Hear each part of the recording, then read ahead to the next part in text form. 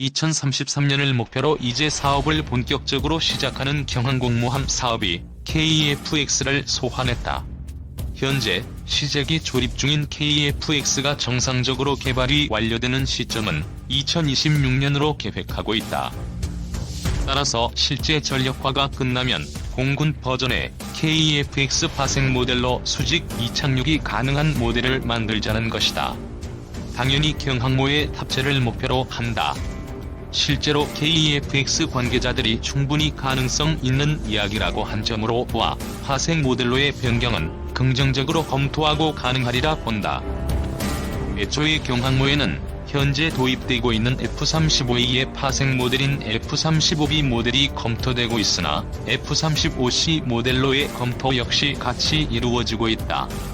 하지만 두 개의 모델 다 수직 이착륙을 위해 설계와 주요 부품을 변경하다 보니 가격은 비싸지고 활용 가능한 무기는 제한을 받는 등의 문제를 안게 되었다. F-35E 모델 대비 2배 이상의 가격을 보는 견해도 있다. 결국 그 정도 가격이면 차라리 우리 입맛대로 제조 및 유지 보수가 가능하도록 KF-X 내비 버전을 만들자는 의견이 나오게 된 것이다. 맞는 말이다. 당연히 그렇게 가야 하고 그렇게 될 것이다. KF-X 사업이 반드시 성공해야만 하는 이유가 하나 더 생긴 것이고 KF-X 사업이 성공하게 되면 대한민국의 힘이 한 계단 더 올라가는 발판이 하나 더 생기는 것이다. 우리나라 주변에 워낙 깡패 같은 국가들만 있어 최근 10수년 동안 각종 국방사업을 통해 우리나라도 국방력을 증대하기는 했지만 아직도 미진한 부분들이 있는 것은 사실이다. 특히 미국 무기체계에 많이 의존하고 있는 것도 사실이다. 동맹국에게서 좋은 무기를 구매하여 사용하는 것 자체는 문제가 아니다. 우리가 가용하여 당장 만들어내기 어려운 수준의 고급 무기는 얼마든지 사서 국방에 힘써야 함이 당연하다. 다만 너무 오랫동안 기울어진 운동장과 같은 조건에서 무게를 구매하다 보니 국가에 가장 긴밀해야 할 군작전 내용 등이 부지불식간에 유출될 수 있고 언제든 일본, 중국 중에 손으로 넘어갈 수 있다. 최근 미군 스스로도 링크 16 시스템은 너무 오래되어 중국에 의해 해킹당한 것 같다고 인정하며 스스로 업데이트를 하고 있는 실정이다. 거기다 비용은 또 어떠한가? 단 한 번만으로 미국이 만드는 전투기 성능을 능가하지 않아도 된다. FA-50으로 경공격기를 만들어 보았으니 KF-X로 본격적 전투기를 만들어내는 수준으로 기술력을 올리면 된다. 세계 최고 수준의 전투기는 그 다음에 만들어내면 된다. 그리고 그렇게 될 것이다. 심하다 싶을 정도로 우경화에 매달리는 일본의 정치인들을 보면서 조만간 전쟁 가능한 국가로의 개헌에 나설 것으로 예상된다. 일본이 어디를 노릴지는 안 봐도 뻔하다. 왜냐하면 중국이 치고 올라오는 것을 미국이 막으려고 저 난리를 치는 것처럼 아시아에서 제일 잘나 보이기를 바라는 일본은 대한민국이 올라오는 것을 그냥 두고 보지 못할 것이기 때문이다. 유명한 투키디데스의 함정이다. 우리나라는 단단히 준비해야 할 필요성이 차고 넘친다. 따라서 반드시 KF-X가 성공하도록 온 국민이 힘을 실어주어야 한다. 미디어에서 또 씹고 뜯고 맛보는 중이다. 무시하자. 외국의 로비를 받는 세력들일 것으로 생각하자. 앞만 보고 개발해내야 한다. 한국형 전투기 개발 한창인데 인도네시아는 외면 박수찬의 군. 경남 사천시 한국항공우주산업 공장에서 조립 중인 한국형 전투기 CJ-1호기 카이 제공. 한국형 전투기의 앞날에 먹구름이 들이우고 있다. 개발을 담당하는 한국항공우주산업은 최근 KF-X CJ-1호기 조립에 착수했다. KF-X에 탑재할 다기능 이상 배열 레이더는 시제품 제작이 완료됐으며 적외선 탐색 및 추적 장비와 전자전 장비 등도 시제품 제작이 한창이다. 반면 KF-X 공동 개발 파트너로 참여하고 있는 인도네시아의 태도는 심상치 않다. 양국은 2015년부터 8조 7천억 원의 사업비를 공동 부담해 2026년까지 차세대 전투기를 개발해 양산하는 방안을 추진해왔다. 인도네시아는 1조 7천억 원을 투자하고 시제기 일대와 기술 자료를 받아 KF-X의 현지 버전인 EF-X48대를 현지 생산할 계획이었다. 그런데 인도네시아는 2017년 하반기 분담금부터 경제난을 이유로 지급을 미뤄 5,003억 원을 미납했다. 그러면서 오스트리아, 프랑스 등을 방문해 유럽산 전투기 구매를 타진하는 모순된 행보를 보이고 있다. 2016년 11월 인도에서 열린 국제방위산업 전시회 인도 디펜스 2016 인도네시아 군부스에 인도네시아와 합작해 개발하는 한국형 차세대 전투기 모형이 설치돼 있다. 세계일보 자료사진. 이 같은 행보는 인도네시아 현지 안보 사정과 더불어 KF-X에 대한 실망이 복합적으로 작용한 결과라는 분석이다. 유럽산 전투기에 관심을 보이는 인도네시아 행보의 중심에는 프라보워 수비안토 국방장관이 자리 잡고 있다. 군장성 출신이자 조코위 대통령의 대선 마수였던 프라보워 장관은 지난해 취임 직후 국방내산과 무기체계를 전면 재검토하겠다며 미국과 오스트리아, 프랑스 등에 접근했다. 지난달에는 오스트리아를 방문, 오스트리아 공군이 운용 중인 에어버스의 타이푼 전투기 10여 대를 도입해 성능 개량하는 방안을 논의했다. 이어 프랑스로 건너가 방위산업 협력 방안 등을 논의했다. 앞서 지난 1월 프라보워 장관이 프랑스를 방문했을 때 현지 언론들은 프라보워 장관이 라팔 전투기 48대, 스코르펜급 잠수함 4척 구매 방안을 논의했다고 보도했다. 현재 인도네시아는 프랑스 다수가 만든 라팔 전투기 10대 미만을 도입하는 쪽으로 기운 것으로 알려졌다. 방산업계 소식통은 프랑스는 인도네시아가 라팔을 구매한다면 스칼프 장거리 공대지 미사일도 함께 판매할 계획이라고 전했다. 인도네시아가 KF-X 대신 라팔이나 타이푼 전투기 구매를 추진하는 것은 남중국해를 둘러싼 갈등과 무관치 않다. 중국은 지난해 남중국해 우디섬에 제11B 전투기를 배치했으며 피어리 크로스 암초, 수비 암초, 미스 치프 암초 등 7곳을 인공섬으로 조성해 군사기지를 건설했다. 보르네오 섬 인근 남중국해 나투나 제도 주변 해역에는 중국 어선단이 출몰하고 있다.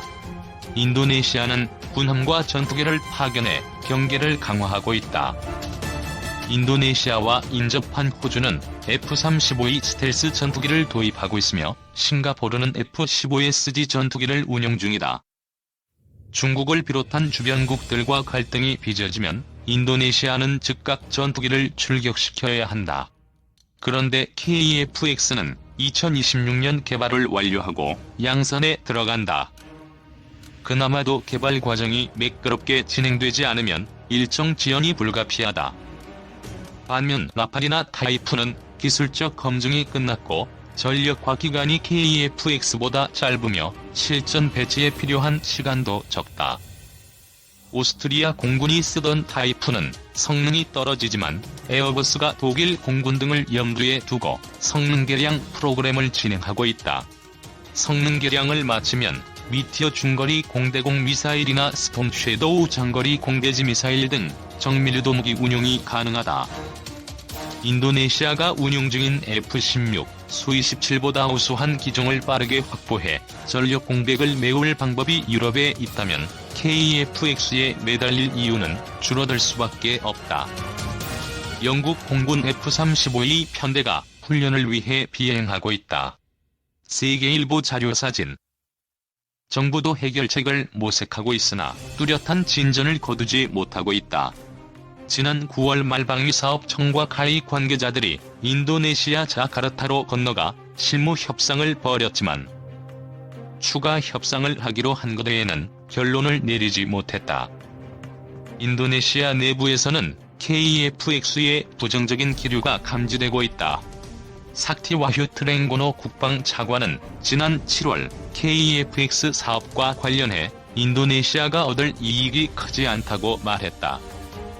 현지 언론과 전문가들도 프라보워 장관의 행보를 긍정적으로 보고 있다. 군 소식통은 인도네시아는 이제 KF-X에 관심이 없다.